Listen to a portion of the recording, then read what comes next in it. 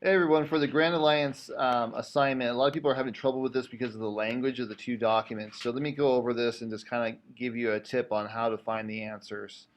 If this assignment becomes too difficult, then we'll just kind of move on to something else. You can move on to the NATO assignment, which is easier. But it shouldn't be a problem if when I show you how to do this. Okay, so there's two documents here: the Atlantic Charter and the Declaration of the United Nations.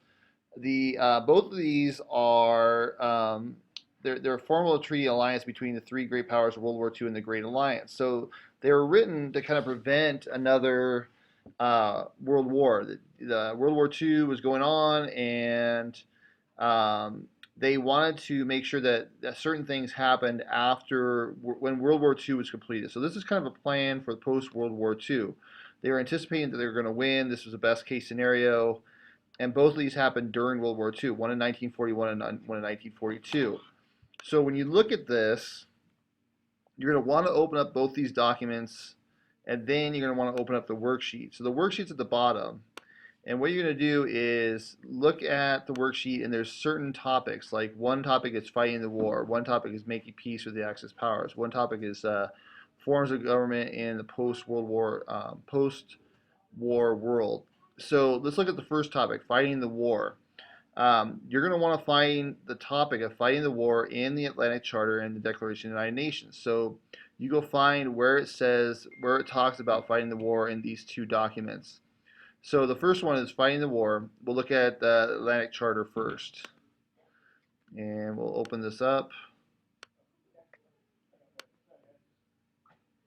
And it says in here about fighting the war, it says that first, their countries seek no aggrandizement or territorial or others.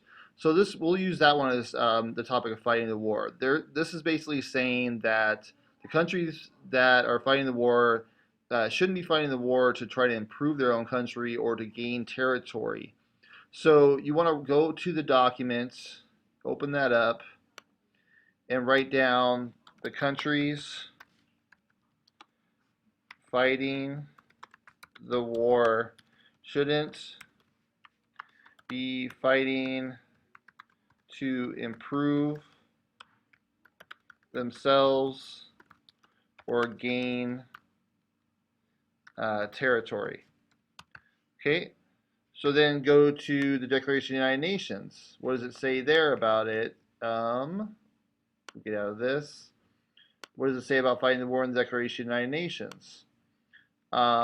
Each government pledges itself to employ its full resources, military, economic, against those members of the Tripartite Pact. So they're saying that the countries signing this document, they're pledging their full resources, their military and economic power against the Tripartite Pact, which was Germany, Japan, Italy, basically the Axis powers.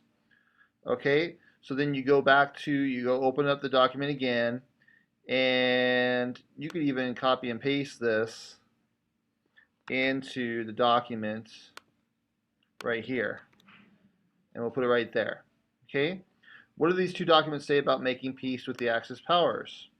Let's do the Declaration of the United Nations first, because we already have that out. But what does the Declaration of the United Nations say about making peace with the Axis powers?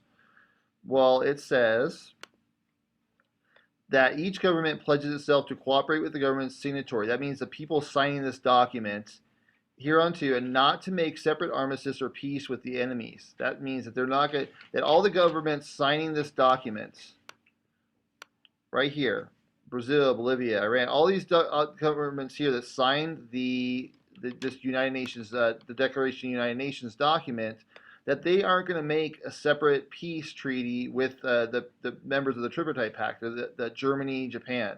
That, say for example, the Philippines aren't going to go and have a separate meeting with Germany and Japan and have their own peace with them.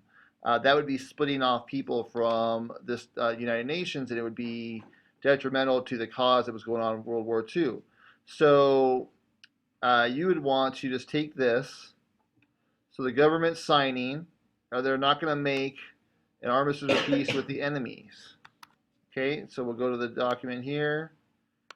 Oops, and I could copy the paste. So we'll say the countries signing the document aren't going to make a separate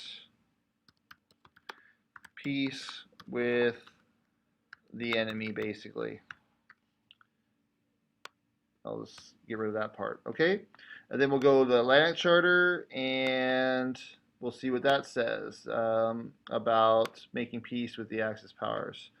And it says right here, in each and every field, security all improves labor standard, economic, and social security. After this final destruction, so after we beat Nazi tyranny, they hope to see the establishment of peace, which will afford all nations the means of dwelling in safety within their own boundaries, and which will afford assurance. Okay, such a peace should enable all men to traverse the high seas. Okay, so let's just feel the reasons and then use of force. Okay. So basically, for this one, you get to say that after they beat Germany, that they want the establishment of peace, the four nations, the means of dwelling, which means they can live in their own country in safety of their own boundaries, and will afford them assurance that all men and lands will live with their lives in freedom and fear and want. Okay, so you could put that in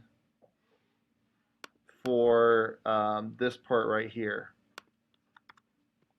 Okay, there's certain ones that you're not going to have to do. Well, there is forms of government in the post-war world. You'll need to do that. You don't need to do rights and freedoms because we kind of already did that one. So you can just put NA for that. And self-determination is in there. Economic well-being in the post-war world. Okay, international trade you don't need to do. I'll actually take these off when I'm going to redo the worksheet a little bit. And you don't need to do this one.